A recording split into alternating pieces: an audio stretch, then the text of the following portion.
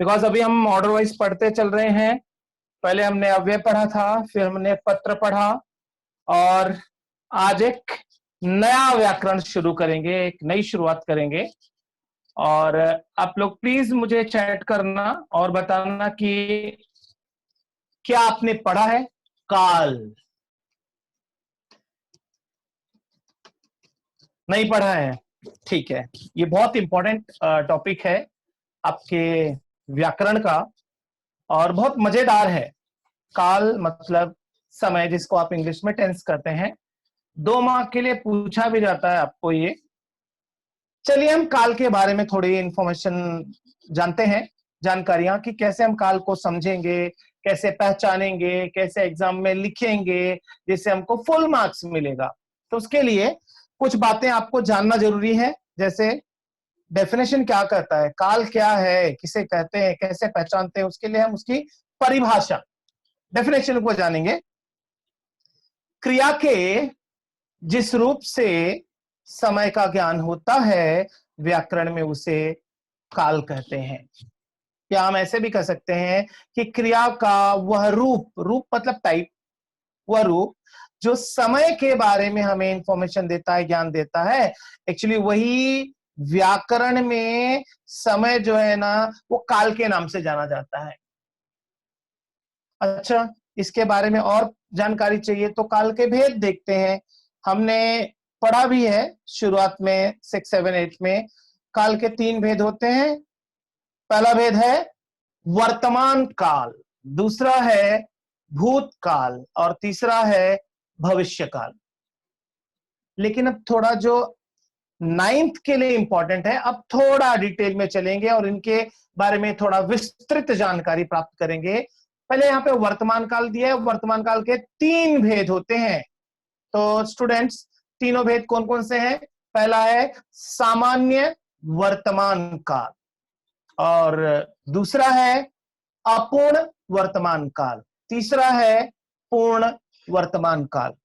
अच्छा, ये सामान्य, अपूर्ण, पूर्ण जो दिया है, ये सेम तीनों में ऐसे ही रहेगा, जिससे आपको याद करने में प्रॉब्लम नहीं हो कि अगर कोई वर्तमान काल के भेद पूछे तो भी सामान्य, पूर्ण, पूर्ण, और अगर कोई भूतकाल के पूछे तो भी सामान्य, पूर्ण, पूर्ण। तो भूतकाल के 3 भेद कौन कौन से हैं? सामान्य भूतकाल, अपूर्ण भूतकाल, पूर्ण भूतकाल। तो भविष्यकाल के भी जान लेते हैं। भविष्यकाल के भेद हैं, और वो है सामान्य भविष्यकाल, अपूर्ण भविष्यकाल और पूर्ण भविष्यकाल। है ना बिल्कुल बराबर? तीनों एक दूसरे के भाई भाई लग रहे हैं, सबके पास सामान्य, पूर्ण, पूर्ण ही है। बस फर्क इतना है कि वर्तमान काल के साथ जुड़ गया तो सामान्य वर्तमान काल हो गया, अपूर्ण का अगर भूतकाल के साथ जुड़ा तो सामान्य भूतकाल हो गया, अगर भविष्य काल के साथ जुड़ गया तो सामान्य भविष्य काल हो गया। याद करना बहुत आसान। लेकिन बस क्या इतना ही जरूरी है? जी नहीं, अभी तो शुरुआत है। यहाँ पे एक आपको डाउट दिया गया है। क्या है डाउट? काल परिवर्तन करना मतलब क्रिया में परिवर्तन करना। मतलब अगर आपको टेंस को चेंज करना है तो आपको वर्ब को चेंज करना पड़ेगा। बहुत सिंपल सी बात कर रहे हैं। टेंस चेंज करना है तो वर्ब चेंज करो, वर्ब चेंज करना है तो टेंस को चेंज करो। पर टेंस मिलेगा कहां से? काल पहचानोगे कहां से? क्रिया से। वाक्य के अंत में क्रिया दी रहती है, और जो क्रिया रहती है वही उस सेंटेंस का टेंस बताती है। इसीलिए यहां पे दिया कि काल परिवर्तन करना मतलब क्रिया में परिवर्तन करना। ऐसा क्यों? पता है क्यों? ऐसा इसलिए क्योंकि क्रिया के 2 भेद होते हैं। क्रिया के 2 भेद होते हैं, और वो दोनों भेद के बारे में जानते हैं। पहली क्रिया मुख्य क्रिया, दूसरी क्रिया सहायक क्रिया। First verb main verb, second verb auxiliary verb या हेल्पिंग वर्ब। तो इसको हम क्यों पढ़ रहे हैं भाई? काल पढ़ना है, हम क्रिया क्यों पढ़ रहे हैं? क्योंकि ये जो क्रिया के जो 2 भेद है ना, वाक्य में अगर एक साथ 2 क्रियाएं आ गई तो लेफ्ट में जो क्रिया दी गई है वो मुख्य क्रिया, और जो राइट में क्रिया दी गई है वो सहायक क्रिया, मतलब अंत में जो दी गई है। हम इसलिए पढ़ रहे हैं क्योंकि सहायक क्रिया जो है ना, ध्यान देना सहायक क्रिया पे। सहायक क्रिया जो है, सहायक क्रिया का एक रूप है काल। और काल सहायक क्रिया के एक रूप है, हमको भी पता चल गया, और सहायक क्रिया क्रिया का एक रूप है। इसीलिए डेफिनेशन में मैंने आपको कहा था काल परिवर्तन करना मतलब क्रिया में परिवर्तन करना। मतलब अगर आपको टेंस चेंज करना है तो वर्ब चेंज करो, वर्ब चेंज करना है तो टेंस चेंज करो। बात एक ही है, क्योंकि क्रिया का ही छोटा बच्चा है काल। मतलब ये काल कहां से पता चलता है? क्रिया से। सेंटेंस में से टेंस फाइंड आउट करना है तो वर्ब को चेक करो। थोड़ा बहुत डिटेल में जाते हैं। अब हम एक एक करके सबकी पहचान जानेंगे, क्योंकि जो पहचान लेगा वो परिवर्तन कर लेगा। जो परिवर्तन अगर आपको करने में प्रॉब्लम आएगी तो इसका मतलब समझ लेना कि आपका पहचानना थोड़ा सा कमजोर है, पहचान नहीं पा रहे हो आप। तो सामान्य वर्तमान काल की पहचान यहां पे दी गई है। जब क्रिया के अंत में, क्रिया के अंत में क्या है? ता है, ती है, ते हैं, ताहूं, ती हूं, ते हो, आए, तो वाक्य सामान्य वर्तमान काल में होगा। अच्छा, कैसे पता चलेगा ये ता है, ती है, ते हैं, ताहूं, ती हूं, ते हो, ती हो? ये क्या है? समझ में नहीं आता है, कंफ्यूज कर रहा है ना? चलो सेंटेंस बना के बताता हूं तो आपको एक एक मिलेगा। ता है, राकेश स्कूल जाता है। ती है, राधिका स्कूल जाती है। ते हैं, बच्चे शरारत करते हैं। ताहूं, हूं मतलब सेल्फ के लिए, मैं खाना खाता हूं। ती हूं, मैं पढ़ाई करती हूं। ते हो, तुम मेरी बात समझते हो। ती हो, तुम मेरी बात सुनती हो। समझ रहे हैं ना? हर एक देखिए, ता है, ती है, ते है, वो हमेशा वाक्य के अंत में आया है। कितना आसान है ना? वाक्य के अंत में क्रिया को देखना और वहां से उसको पहचानना। आइए अब हम अपूर्ण वर्तमान काल के बारे में जाने। मैंने एग्जांपल आपको बता दिया, बार बार रिपीट करने की जरूरत नहीं है। तो अपूर्ण वर्तमान काल की पहचान, अपूर्ण वर्तमान काल में क्या है? जब क्रिया के अंत में रहा है, रही है, रहे हैं, रहा हूं, रही हूं, रहे हो, रही हो, आए तो। कितना आसान है समझना। रहा है कैसे? अब सेंटेंस में देखते हैं। राम जा रहा है, रमा जा रही है, बच्चे देख रहे हैं, मैं खा रहा हूं, मैं खा रही हूं, तुम समझ रहे हो, तुम समझ रही हो। अब देखो सब अंत में आया ना, इस तरह से इनको पहचानना चाहिए। कुछ एग्जांपल यहाँ पे भी दिए, जैसे राम चला आ रहा है, राधा चली आ रही है। चलिए तीसरा देखते हैं, पूर्ण वर्तमान काल की पहचान। तो पूर्ण वर्तमान काल की पहचान क्या है? जब क्रिया के अंत में आ है अथवा या है, ई है, ए है, आए, तो वह काल पूर्ण वर्तमान काल होगा। कैसे देखेंगे, समझेंगे कैसे इसको? एग्जाम्पल देखते हैं। राम चला आया है, तो आ है क्या? राम उस तरफ दिखा है, आ है। ठीक है, तो यहां पे आ है या है, ई है फीमेल के लिए। जैसे राधा चली आई है, फिर ए है, बच्चे खेलने गए हैं। इस तरह से वाक्य बनेगा। अच्छा, थोड़ा थोड़ा नोट करते चलो इसको। ये पहचान लिखना जरूरी है। सामान्य वर्तमान काल की पहचान ता है, ती है, ते हैं, ता हूं, ती हूं, ते हो, ती हो, इतना लिखना है। अपूर्ण वर्तमान काल की पहचान रहा है, रही है, रहे हैं, रहा हूं, रही हूं, रहे हो, रही हो, इतना ही लिखना है। और पूर्ण वर्तमान काल की पहचान आ है, या है, ई है, ए है, बस इतना लिखना है। अगर आप एग्जाम्पल नहीं लिखोगे तो भी चलेगा, लेकिन पहचान आपको याद करने के लिए लिखना जरूरी है। तो आइए अब भूतकाल पे चलते हैं। तो भूतकाल के भी सेम तीनों वैसे पहचान है, सामान्य भूत, अपूर्ण भूत, पूर्ण भूत, तीन प्रकार के भूत काल। सामान्य भूतकाल की पहचान क्या है? जब क्रिया के अंत में आ या ई, ए आए तो वह काल क्या होगा? सामान्य भूतकाल होगा। अच्छा, कितने आसान लग रहे हैं इसकी पहचान। जिस वाक्य के अंत में न है हो और न था हो, जैसे राम घर चला आया, राधा पढ़ने गई, बच्चे खेलने गए। न वाक्य के अंत में है और न था है, तो इससे पता चल जाता है ये भूतकाल में तो है लेकिन सामान्य भूत है, क्योंकि इसके अंत में है और था नहीं है। समझा? आगे, राम चला आया, राधा चली आई, न वाक्य के अंत में है और न था है। अब दूसरा है अपूर्ण भूतकाल की पहचान।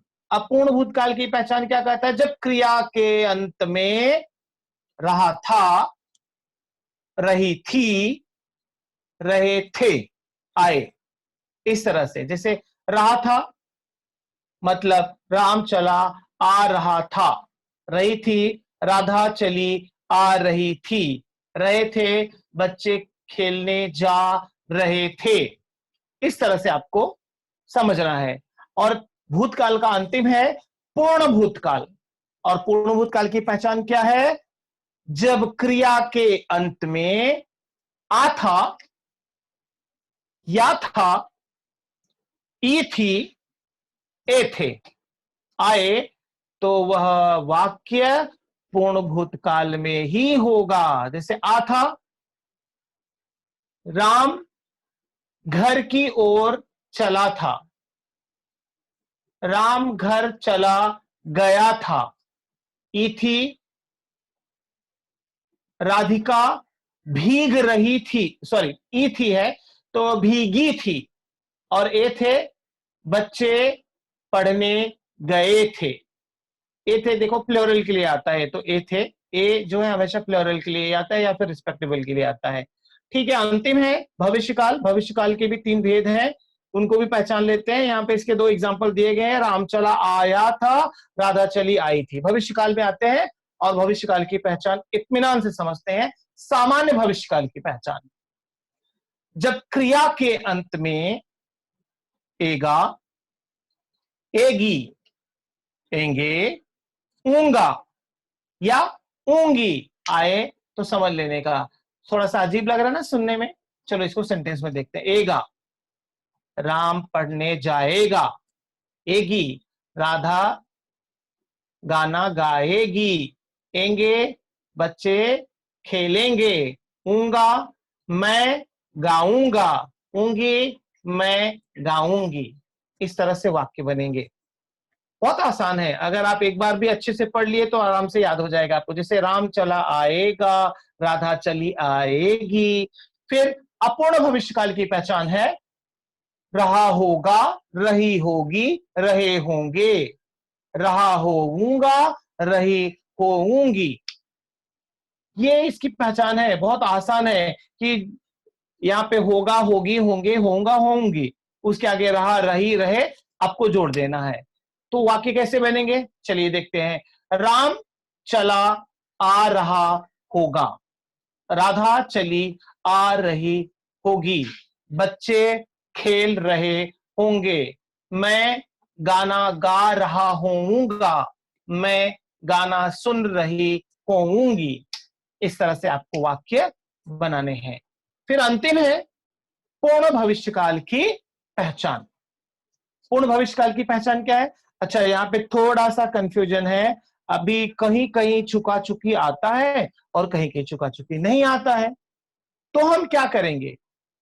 जैसे सेंटेंस दिया रहे उसी के आधार पर चलेंगे। अगर आपके टेक्स्ट बुक में, 9th के टेक्स्ट बुक में अगर चुका चुकी दिया है तो यूज करेंगे, नहीं दिया है तो नहीं यूज करेंगे। अच्छा, चुका चुकी नहीं यूज करेंगे तो क्या यूज करेंगे? होगा, होगी, होंगे, होऊंगा, होऊंगी। चुका चुकी हटा देना। लेकिन अगर चुका चुकी है तो सेंटेंस इस तरह से बनेगा, राम आ चुका होगा, राधा आ चुकी होगी। इस तरह से चुका होगा, चुकी होगी, चुके होंगे, चुका होऊंगा, चुकी होंगी। तो उम्मीद करता हूं आपको ये याद हो गया होगा। जितने हैं 9 प्रकार पहले हमने पढ़ा था, एक बार मैं रिवाइज कर रहा हूं फटाफट, अगर कोई भूल गया तो लिख लेना।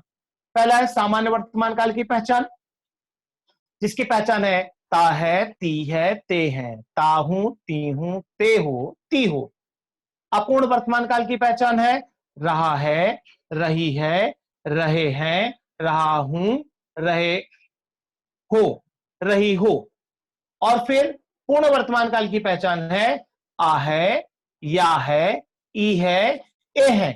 फिर सामान्य भूतकाल की पहचान है आ, या, ई, ए। फिर अपूर्ण भूतकाल की पहचान है रहा था, रही थी, रहे थे। फिर अच्छा, इसमें एक और कंफ्यूजन आता है रहा रही में, अपूर्ण भूतकाल में।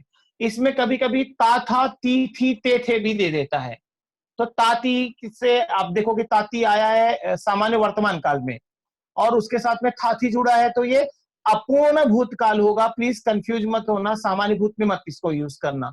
चाहिए तो उसमें मेंशन कर लो, अपूर्ण भूत में रहा था, रही थी, रहे थे, और ता था, ती थी, ते थे।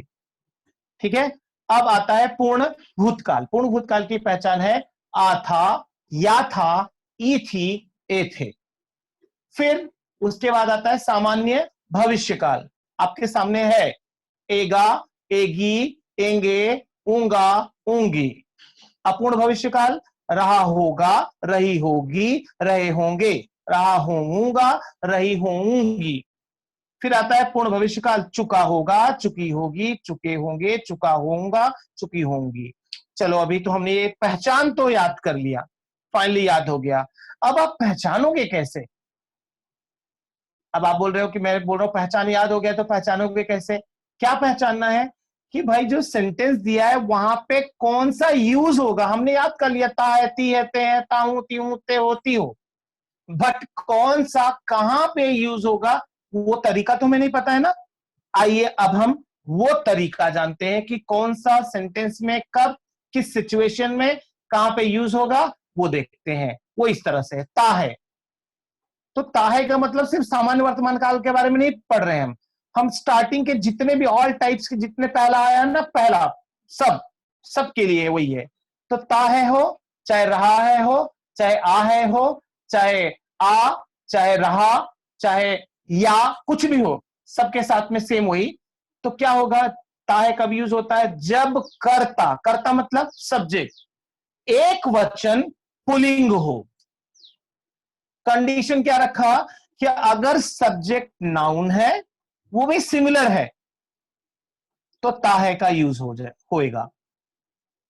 ती है कब यूज होगा? जब कर्ता एक वचन स्त्रीलिंग हो, मतलब सब्जेक्ट फीमेल हो और सिंगुलर हो, एक वचन हो, तो ती है यूज होगा। फिर ते हैं जब कर्ता बहुवचन या आदर सूचक हो। बहुवचन मतलब रिस्पेक्टेबल, आदर सूचक सॉरी, आदर सूचक मतलब रिस्पेक्टेबल, और बहुवचन मतलब प्लूरल। अच्छा, यहां पे और एक डाउट आता है बच्चों को। बच्चों एक चीज ध्यान देना, सर है पे डॉट कब आता है, कब नहीं आता है? तीनों देख रहे हैं ना, है, फिर नीचे दिया है। क्यों ऐसा? जब कोई भी सेंटेंस प्लूरल में होता है या उसमें कोई रिस्पेक्टेबल वर्ड यूज किया जाता है, तो हमेशा अंत में आने वाले है पे डॉट आ जाता है। कुछ समझा? नहीं? चलो ठीक है, और मैं आसान कर देता हूं आपको। अगर है के पहले एक ही मात्रा है, जैसे दिया ना ते, तब पे एक ही मात्रा दिया है, एक ही मात्रा है, या ए आए, एक वाला ए आए, तो समझ लेना है पे डॉट आएगा। बट ये 80% से यहाँ 20% के लिए सेंटेंस सिचुएशन पे डिपेंड करेगा। इतना भी अगर याद रखोगे तो भी आपसे 80% मिस्टेक नहीं होएगा। चलो आगे बढ़ते हैं। ताहू, हूं मतलब सेल्फ के लिए, खुद के लिए। देखो ब्रैकेट में दिया है मैं। जब कर्ता सर्वनाम मैं पुलिंग हो, मतलब कि जब सर्वनाम खुद के लिए यूज किया जाता है, जैसे मैं जाता हूं, मैं खाता हूं, मैं गाता हूं, मैं नहाता हूं, वगैरह वगैरह। फिर ती हूं, ती से पता चल रहा है कि फीमेल के लिए यूज किया गया। जब कर्ता सर्वनाम मैं स्त्रीलिंग हो, मतलब ये मैं के लिए ही यूज होता है हूं। अच्छा, स्त्रीलिंग इसलिए क्योंकि वहां पे टी दिया है, पुलिंग इसलिए क्योंकि वहां पे ता दिया है। समझ में आ रहा होगा। फिर ते हो मतलब अदर के लिए। देखो ब्रैकेट में दिया है तुम, हो अदर के लिए यूज होता है। तुम जाते हो, तुम खाते हो, जब कर्ता मतलब सब्जेक्ट, सर्वनाम तुम पुल्लिंग हो, मेल के लिए यूज होगा ते हो, तो फीमेल के लिए ती हो, इस तरह से। जब कर्ता सर्वनाम तुम स्त्रीलिंग हो।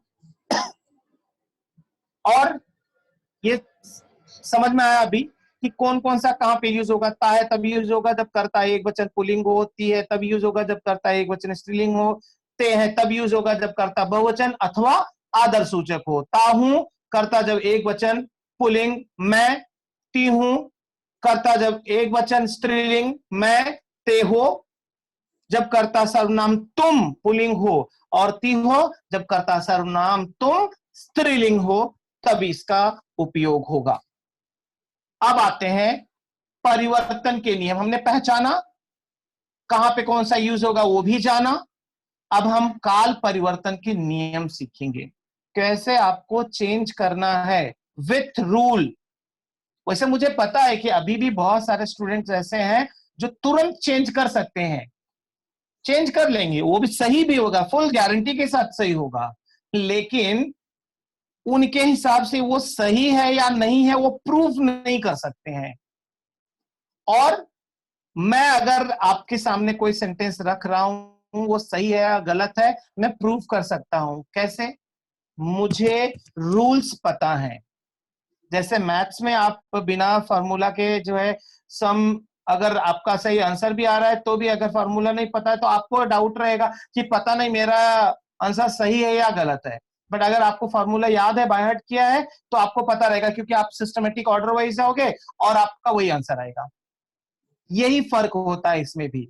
तो आइए जानते हैं नियमों को, जिनके आधार पे आपको कॉन्फिडेंस आ सकता है कि आपने जो किया है डेफिनेटली वो सही है। ये कॉन्फिडेंस आपको लाएगा ये नियम। पहला नियम है क्रिया को खोजना, मूल रूप बनाना। एसएससी सर, अगर टाइम हो जाएगा तो प्लीज मुझे बता दीजिएगा, बिकॉज मैं फ्लो में जा रहा हूं तो कहीं टाइम ज्यादा नहीं हो जाए। ठीक है? क्रिया को खोजना, मूल रूप बनाना। क्रिया को खोजना मतलब जो वाक्य दिया गया है ना, राम ने पत्र लिखा, उसमें से क्रिया को आपको खोजना है। कहां है क्रिया? लिखा। फिर क्या करना है? उसका मूल रूप बनाना है। मूल रूप बनाने का मतलब है क्रिया के अंत में ना जोड़ना। ना जोड़ना है आपको क्रिया के अंत में। अब ना जोड़िए, लिख प्लस ना, लिखना। हमने जोड़ दिया, हमने क्रिया को खोजा, उसका मूल रूप बनाया। मूल रूप बनाने का मतलब ना जोड़ना हो गया। आगे ब्रैकेट में दिया सामान्य वर्तमान काल में इसे चेंज करना है, सामान्य वर्तमान काल में। ठीक है, कैसे? ना को हटाना, सूत्र को जोड़ना। अभी दूसरा नियम क्या कहता है? वो भाई जो ना जोड़े थे ना, प्लीज पहले उसको हटा दो। तो तुम्हारा दिमाग सटकेगा, अरे यार सर क्या कंफ्यूज कर रहे हैं, पहले ना जोड़ने को बोलते फिर ना हटाने को बोलते हैं, ऐसा क्यों? ऐसा इसलिए क्योंकि क्रिया के अंत में जो मात्रा लगी है ना, आप देखो ऊपर लिखा, ख के अंत में आ की मात्रा है ना, खा, वो मात्रा ना जब तक हटेगी नहीं ना माय डियर स्टूडेंट, तब तक ये सही नहीं होगा। इसके लिए आपको पहले मात्रा को हटाना है, इसके लिए ना जोड़ा। अब ना का काम खत्म, तो क्या करें? ना को हटा दो भाई।